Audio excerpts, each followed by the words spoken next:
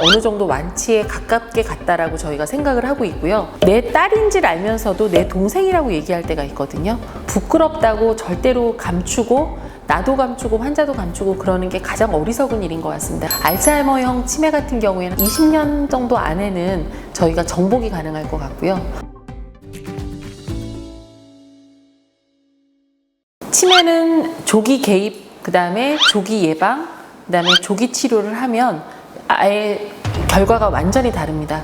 특히나 알츠하이머 병성 치매 같은 경우에는요, 초기에 치매가 오기 전에 이 아밀로이드 단백질이 많이 쌓여 있고 아직은 뇌세포를 파괴시키지 않는 그 단계에서 치료가 주어지면 이 사람이 치매가 걸리지 않게끔 더디게 간다라는 여러 좋은 연구 결과가 있고, 그러한 연구 결과에 근거해서 지금 저희도 지금 환자분들한테 약을 쓰고 있거든요.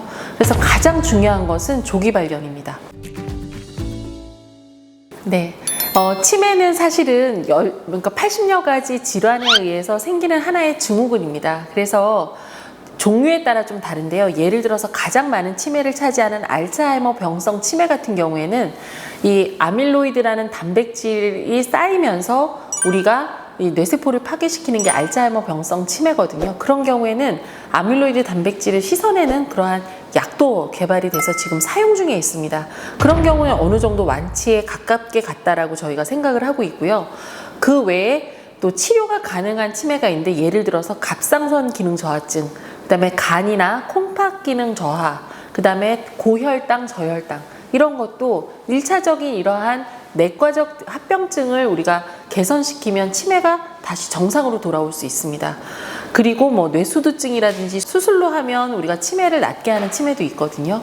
하지만 그러한 대부분의 다른 치매들, 한 40%에 해당하는 1차성 치매는 아직까지는 완치는 없다라고 생각을 하고 있습니다. 우리나라에서 사용하고 있는 레켐비라고 하는 레카네맙이라는 게 있고요. 아직 우리나라엔 들어오지 않았지만 미국에서는 신약 승인을 받은 도나네맙이라고 하는 상품명으로는 키술라라고 하는 약이 있습니다. 이런 경우에는 뇌의 아밀로이드 독성 단백질을 거의 한 18개월 정도 투여했을 때 70% 이상 감소시키고 없애는 그러한 약들이기 때문에 이런 약들은 지금 병원에서 사용을 하고 있고, 레켐비 같은 경우에는 우리나라에 작년 12월에 런칭이 됐거든요.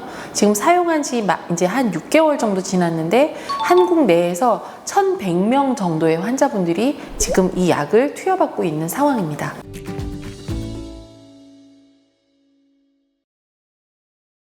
젊은 분들이 간혹 제 외래에 오세요. 그리고 아직까지 병이 발병하지 않았는데 아밀로이드 단백질이 많이 쌓여 있거나 뇌가 우연히 줄어들어서 뇌 위축을 진단받은 분들이 많이 오시거든요. 그런데 한 40, 50대 정도 오시면 그분들이 병을 걱정하지 말라고 말씀을 드립니다. 알츠하이머형 치매 같은 경우에는 한 20년 정도 안에는 저희가 정복이 가능할 것 같고요. 그 다음에 지금 아직까지 치료제가 개발되지 않은 전두축대엽 치매나 파킨슨형 치매, 그 다음에 루이체 치매 같은 경우에는 지금 왕왕 여러 가지 좋은 약제들이 개발되고 있기 때문에 그러한 것들에 대해서 너무 걱정하지 않으셔도 되고요. 또한 이 병인을 없애는 그러한 치료제도 있지만 뇌를 더 활성화시키는 두뇌 자극술이라든지, 그다음에 전위 치료라든지, 아니면 여러 가지 앱이나 그러한 디지털 디바이스를 통해서 이 뇌를 활성화시키는 그러한 다양한 비약물적 치료들도 개발되고 있어서요. 크게 걱정은 안 하셔도 될 것 같습니다.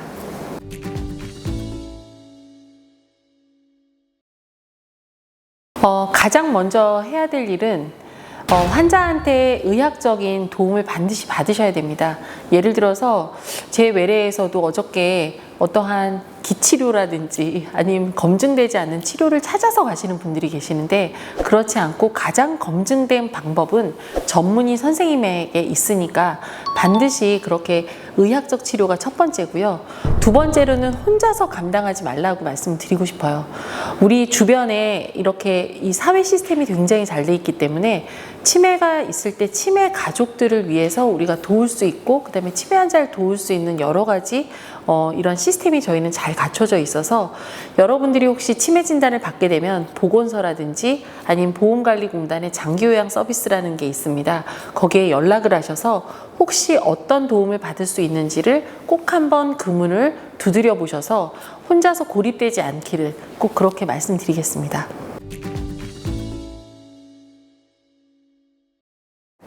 치매 안심센터는 전국에 있는데요. 256개의 치매 안심센터가 있습니다. 조기 검진, 그 다음에 조기 예방, 그 다음에 실제로 조기 검진을 통해서 환자가 선별이 되면 의사 선생님들이 거기 가서 원스텝으로 진짜 병원에 와야 되는지 안 와야 되는지 치료적인 요구도를 확인을 하게 됩니다. 또 하나는 치매 예방 부분에 있어서는 우리가 어떠한 실제 프로그램 같은 걸 만들어서 정상 노인, 그다음에 경도 인지장애 치매 환자분들을 대상으로 해서 실제로 인지건강 서비스를 해드리고 있습니다. 그것뿐만 아니라 각 구에 설치되어 있는 치매 안심센터가 각 사회복지관이라든지 아니면 동사무소 같은 데 가서 찾아가는 인지 서비스도 하고 있거든요. 그리고 예를 들어서 조호 서비스도 저희가 하고 있는데, 특히 조호 서비스에는 실제로 기저귀라든지 아니면 배회 방지 팔찌 같은 것들을 환자분들한테 드리기도 하지만, 또 하나는 가족분들이 굉장히 고립이 많이 되기 때문에 이 사회적 고립으로 인해서 이분들이 또 다른 치매 환자가 될 수 있거든요. 그래서 그러한 환자 보호자를 위한 프로그램도 같이 진행을 하고 있습니다. 또한 안심마을 서비스라고 해서 각 동에 안심마을을 지정을 해서 실제로 그 마을 전체에 이 노인 인구가 많은 분들을 대상으로 해서 저희가 이러한 서비스를 종합적으로 하고 그 마을에 있는 여러 운영위원들을 구성을 하면서 실제적으로 이 마을에 필요한 어떤 시스템, 이 필요한지에 대해서 그러한 개발도 하고 있는 게 치매 안심센터에 하는 일이라고 이해를 하시면 될 것 같습니다. 다 무료입니다. 네. 그리고 예전에는 60세 이상만 이용이 가능했는데요. 이제는 모든 연령이 다 이용이 가능하시니까 내 마을에 치매 안심센터가 어디 있는지 꼭 한번 확인해 보셨으면 좋겠습니다.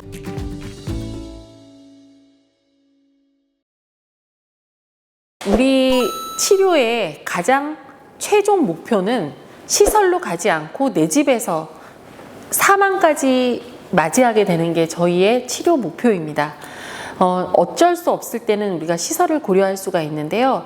장기 요양 등급으로 보시면 4등급 이내에서 특히나 1, 2, 3, 4등급에 해당하는 분들, 그다음에 또 하나는 행동장애가 너무 심해서 이 치매를 돌보시는 간병 부담이 큰 경우에는 우리가 시설 입소를 고려할 수 있습니다.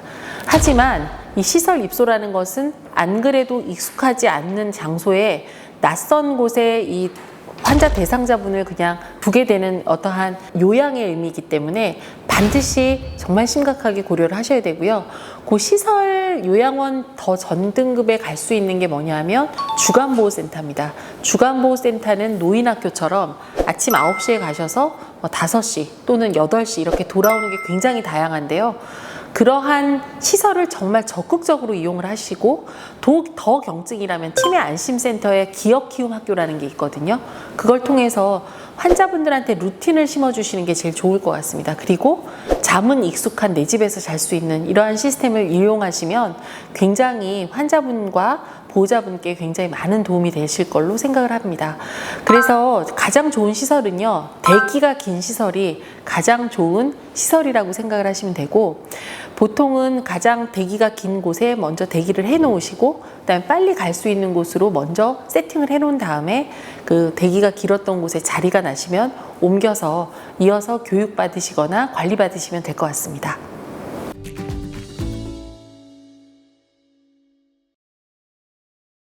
제일 중요한 건 그분의 말을 이해하시는 게 중요합니다. 예를 들어서 알츠하이머 치매 같은 경우에는 언어에 대한 의미를 잊어버리시기 때문에 내 딸인지를 알면서도 내 동생이라고 얘기할 때가 있거든요. 그럴 때 너무 놀라지 마시고 내가 엄마 딸이지 왜 동생이야 이렇게 얘기하는 게 아니라 아, 엄마 누구야? 이렇게 자연스럽게 넘어가 주시는 게 가장 중요하고요. 그 다음에 두 번째로 환자가 또 증상에 따라서는 선망이나 망상, 환상 같은 게 보이는 경우가 있습니다. 그럴 때도 같이 맞장구 쳐주시는 그러한 배려, 그게 가장 중요할 것 같아요.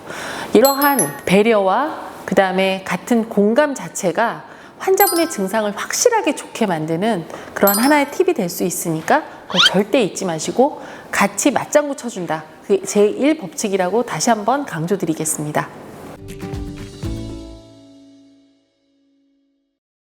그러니까 폭력적인 거의 원인이 되게 다양하게 있습니다. 그러니까 폭력적인 원인, 행동 증상이 나타나는 원인 중에 하나는 대부분 변비나 설사나 요로 감염 이러한 내과적 문제가 되게 많아요. 왜냐하면 움직이지 않고 외톨이가 되면 그분이 나를 버릴까봐라는 그러한 나를 버린 거에 대한 또는 내가 불편한 걸 표현을 못 하시니까 그게 폭력적으로 나타날 수가 있으니까 환자가 갑자기 성격이 변하거나 아니면 갑자기 행동이 과해지면 그분의 한 일주일 동안에 대부분 화장실 제대로 갔는지 아니면 환자를 부끄럽게 만드는 상황이 있지 않았는지 아니면 낯설게 만드는 상황이 있지 않았는지를 돌아보셔야 됩니다. 만약에 그 중에 하나 고칠 수 있는 게 있다고 하면 그것만 고쳐주면 환자의 폭력성은 줄어들 수가 있거든요. 그리고 또 하나는 환자가 폭력이 되는 이유는 요즘에 행복했던 기억은 잊어버리시고 가장 안 좋았던 고통스러운 기억이 떠올랐을 때 환자분이 되게 폭력적일 수가 있거든요. 그럴 때는 환기시켜주는 게 되게 중요합니다. 그래서 햇빛을 보고 걷는다든지 특히나 이러한 물체를 보는 것보다는 자연을 접하는 게 오히려 행동에 굉장히 도움이 되거든요. 그래서 환자분의 주의를 환기시켜주면서 오히려 그분에게 다가가면 환자의 폭력성이 많이 감소를 할 수 있습니다.